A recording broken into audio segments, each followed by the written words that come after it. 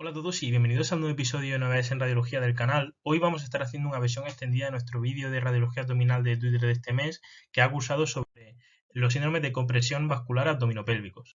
Estos síndromes, como hemos mencionado, son entidades en las que las estructuras vasculares abdominopélvicas se ven comprimidas a lo largo de todo su trayecto por el aparato osteoligamentoso o vísceras vecinas, y hemos comentado que presentaban un reto diagnóstico tanto radiológico como clínico, no solo porque son poco frecuentes y no pensamos en ellas, sino porque como su clínica es tan larvada e inespecífica, pues se nos ocurrirán otras mil cosas antes que cualquiera de estos síndromes.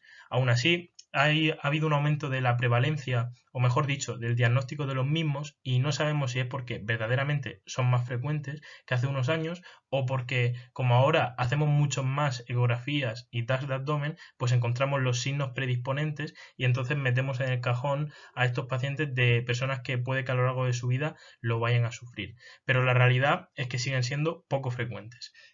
También tenemos que tener en cuenta que se clasifican según la estructura que se comprime y qué estructura lo comprime, y siguiendo esta sistemática se ha hablado siempre del May-Turner, cascanueces anterior y posterior, el síndrome de la mesentérica superior, el ligamento arcuatomedial y otros tantos. Pero la realidad es que como el trayecto de estos vasos es tan largo, las variantes anatómicas son tantas y pues la práctica clínica es tan variada, pues nosotros nos vamos a encontrar a un gran número de pacientes que pues van a presentar compresiones por estructuras vecinas y que académicamente no los podemos clasificar en ninguno de estos grupos. En cualquier caso, vamos a hablar un poquito más del cascanueces, que es el que hemos hablado en Twitter, y aquí también vamos a mencionar el cascanueces posterior, el May-Turner, el de la mesentérica superior o de Wilkins, y el de ligamento arcuato mediano o síndrome de Dunbar.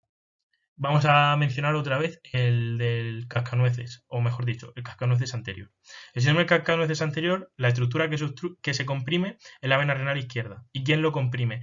La pinza aortomesentérica, aorta descendente y arteria mesentérica superior. Para el diagnóstico tenemos en el TAC lo más sensible y lo más específico. Lo más sensible era el signo del pico, que era un afilamiento brusco y repentino de la vena renal izquierda al pasar por esta pinza, y lo más específico, la medición del ángulo aortomesentérico. El ángulo aortomesentérico normal es de 90 grados y cuando baja por debajo de 41 grados, pues es específico al 100% de cascanueces. En cuanto a los criterios ecográficos, que no lo hemos dicho en el vídeo de Twitter, hemos mencionado que había que hacer la relación entre velocidad máxima en el ilio y velocidad máxima en el punto estenótico máximo y que fuera de 5.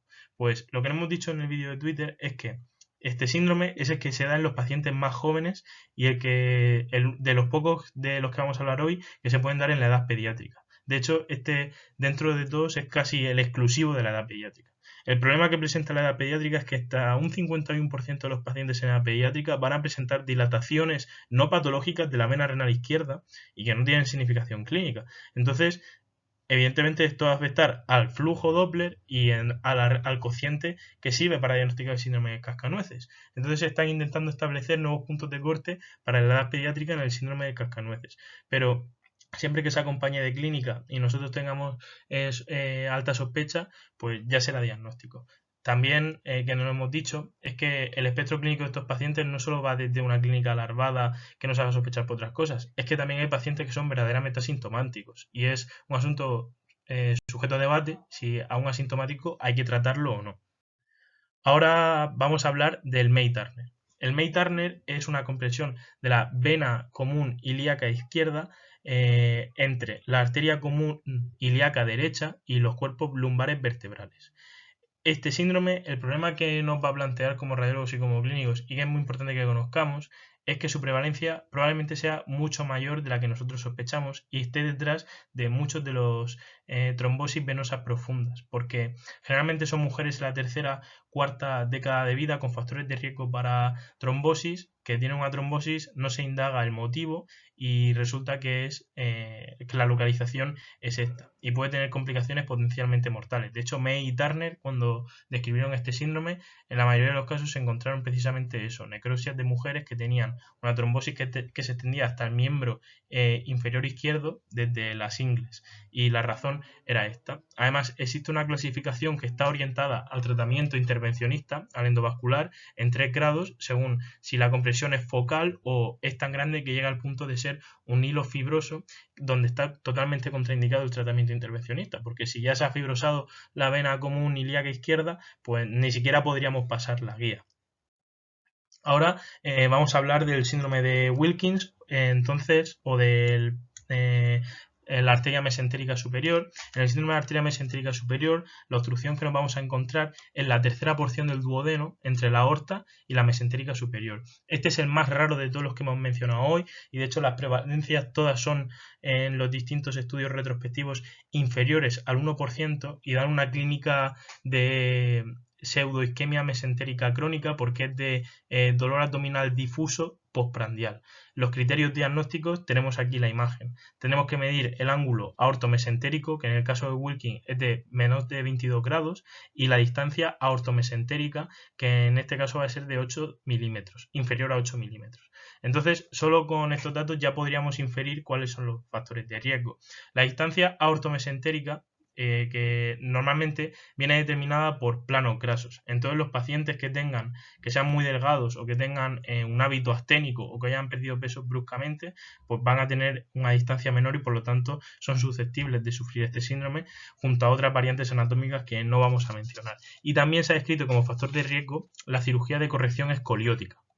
Ahora vamos a hablar del síndrome de Dunbar o del ligamento arcuato medial. El ligamento arcuato medial es una estructura fibrosa que conecta anteriormente el hiato aórtico del diafragma y se ha descrito un grupo de pacientes que desconocemos la prevalencia exacta porque es de necropsias y hay muchos que están vivos y como no llegan a desarrollar este síndrome pues no lo diagnosticamos, en los que el tronco celíaco se origina cranealmente a este ligamento. Entonces pueden dar una clínica obstructiva. De hecho, el gol estándar para el diagnóstico del síndrome del ligamento arcuato medial es la arteriografía, porque es una pseudoisquemia mesentérica, porque nunca llega a ser una isquemia mesentérica verdadera. Y el criterio diagnóstico básicamente es que nosotros observemos este tronco celíaco en la arteriografía o en el angiotac con forma de gancho. También, no hemos mencionado, en todos estos pacientes siempre vamos a tener que aprendiendo muy bien las variantes anatómicas del árbol vascular abdominopélvico, porque aunque en muchas ocasiones pueda parecer como algo que solo pueda tener interés para el intervencionista, o que simplemente tenga un interés puramente académico, la realidad es que muchos de estos síndromes pueden presentar variantes extrañas que se justifican con estas variantes anatómicas. Y un ejemplo de ellos es el cascanueces. El cascanueces probablemente sea el más conocido porque la pinza ortomesentérica parece que está diseñada a propósito para sufrir ese síndrome y resulta que siempre que hablamos de cascanueces hablamos del anterior, pero existe una variante posterior, ya que el sistema de drenaje pielocalicial y renal existen, por ejemplo, en un grupo de pacientes que aún no se ha determinado la prevalencia exacta, la vena circunaórtica y la vena retroaórtica. En tal caso, la compresión ya no sería entre aorta y mesentérica superior, sino entre aorta y cuerpos vertebrales toracolumbares. Entonces, ahí teníamos un cascanueces, pero que esta vez sería en el eje posterior.